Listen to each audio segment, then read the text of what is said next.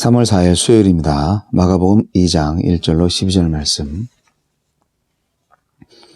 수일 후에 예수께서 다시 가버나움에 들어가시니 집에 계시다는 소문이 들린지라 많은 사람이 모여서 문 앞까지도 들어설 자리가 없게 되었는데 예수께서 그들에게 도를 말씀하시더니 사람들이 한 중풍병자를 4사람에게 메워가지고 예수께로 올세 무리들 때문에 예수께 데려갈 수 없으므로 그 계신 곳의 지붕을 뜯어 구멍을 내고 중풍병자가 놓은 상을 달아내리니 예수께서 그들의 믿음을 보시고 중풍병자에게 이르시되 작은 자야 내 죄사함을 받았느니라 하시니 어떤 서기관들이 거기 앉아서 마음에 생각하기를 이 사람이 어찌 이렇게 말하는가 신성 모독이로다 오직 하나님 한 분 외에는 누가 능히 죄를 사하겠느냐 그들이 속으로 이렇게 생각하는 줄을 예수께서 곧 중심에 하시고 이르시되 어찌하여 이것을 마음에 생각하느냐 중풍병자에게 내 죄사함을 받았느니라 하는 말과 일어나 내 상을 가지고 걸어가라 하는 말 중에서 어느 것이 쉽겠느냐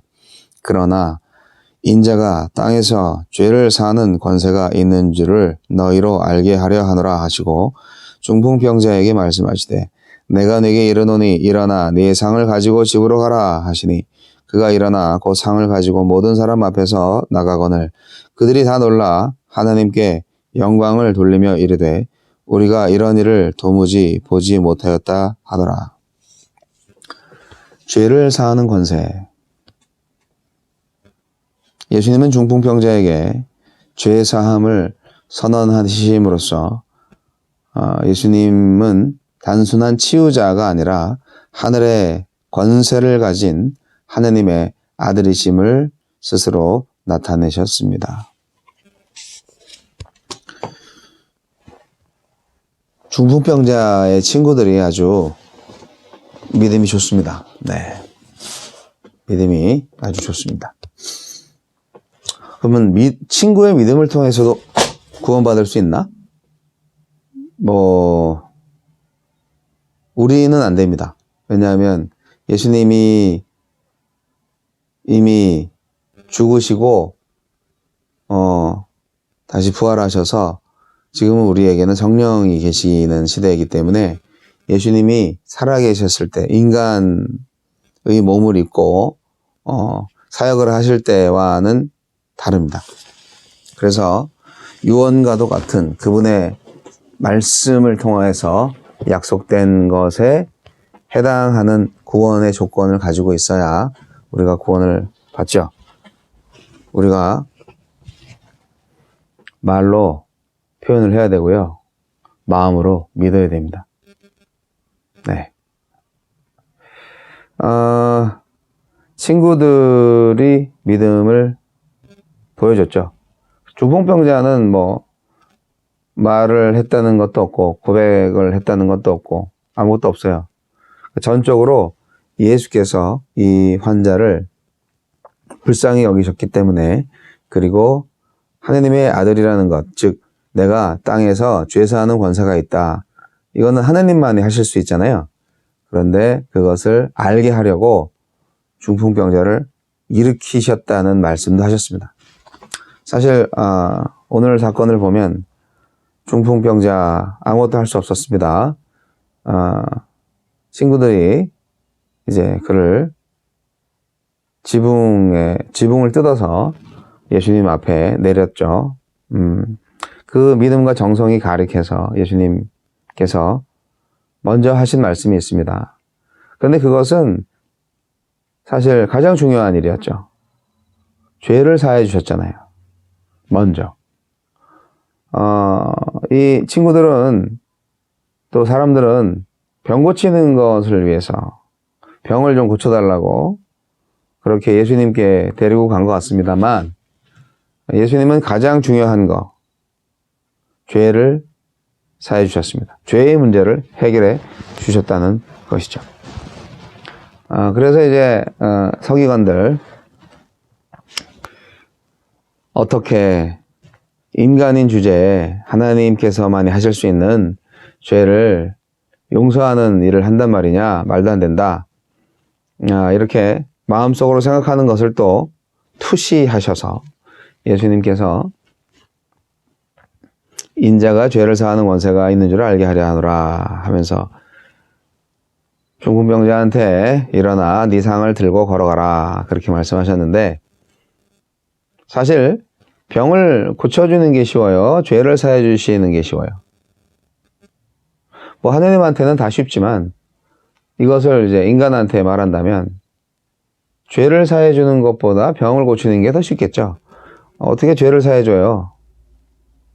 그건 영적인 문제잖아요. 그런데 사람들은 눈으로 봐야 믿거든요. 그리고 신기하잖아요. 그래서 죄를 사하는 권세가 있나 보다, 중풍병자도 일으키시는 걸 보니, 이렇게 생각을 한다 이 말이죠. 이러한 인간의 부족함, 나약함을 예수님은 아시고 그렇게 하셨습니다. 보여주셨습니다. 우리가 치유 기적이라는 것은 어떻게 보면은 어차피 우리는 죽어요. 인간은 모두가 다 언젠간 죽습니다. 그런데 죄를 사해 주시는 것은 우리 마음대로 되지 않아요. 하느님이 하셔야 됩니다. 죄사함의 권세는 하느님의 영역이죠. 그래서 죽기 전에 죄 사해 주시는 것을 가장 중요하게 생각을 하셔야만 합니다. 아무리 오래 살아도, 아무리 뭐 누릴 거 다 누리면서 살아도 죄사함을 받지 못하면 죽어서 지옥 가잖아요. 자, 가장 필요한 것을 주신 예수님. 근데 사람들은 그걸 잘 모르죠. 눈에 안 보이잖아요.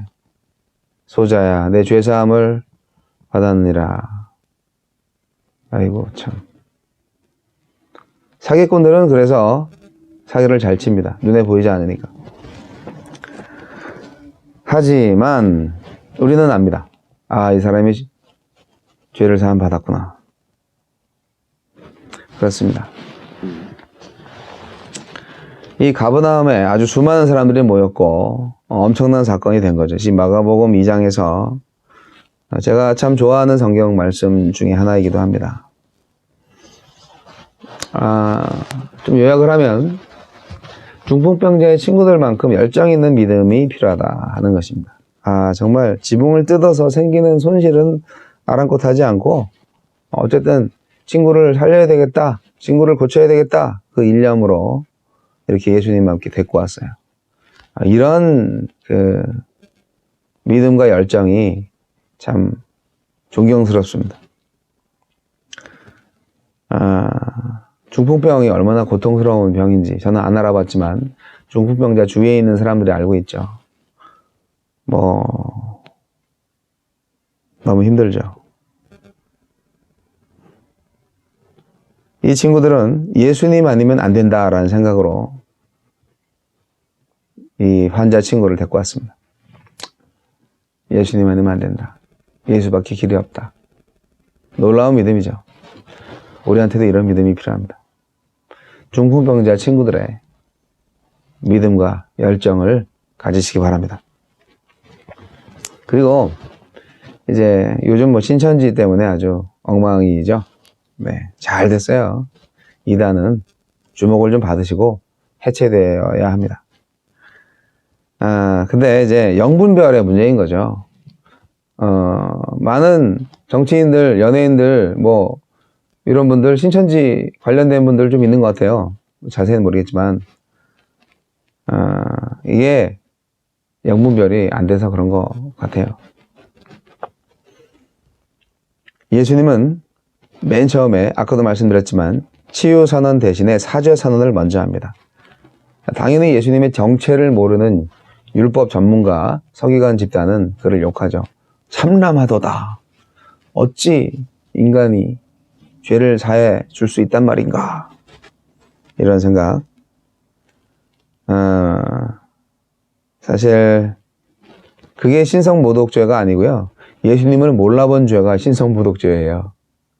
그래서 그들의 영이 깨어 있었어야 되는데 그들이 생각했던 신성모독죄를 예수님이 범한 게 아니라 예수님이 하느님인 줄 몰랐던 그들이 그 하나님의 아들을 정죄하고 욕함으로써 신성모독죄를 범하고 있다는 사실을 몰랐던 거죠.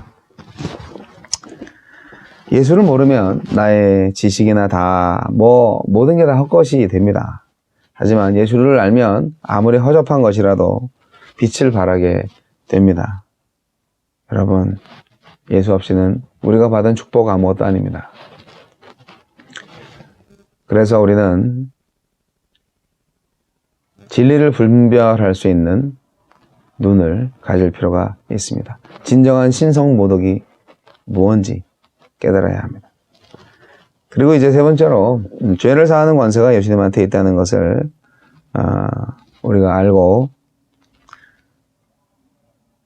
믿음에 화답하시는 예수 그리스도, 바로 그 메시아를 우리가 기쁘게 하는 일은 오직 믿음밖에 없다. 다시 믿음으로 돌아오죠. 죄사함은 모든 관계 회복의 시작이에요. 뭐 죄사함이 되어야 우리가 하느님의 자녀로 우리가 교통을 하죠. 죄를 사하는 권세로 죄를 이기고 의를 추구하며 사는 삶이 가능해진다는 것을 보여주시는 것인데, 그러니까 일단 믿음의 사람이 돼야 돼요. 일단 구원을 받으셔야 돼요. 일단 구원의 확신이 최고예요.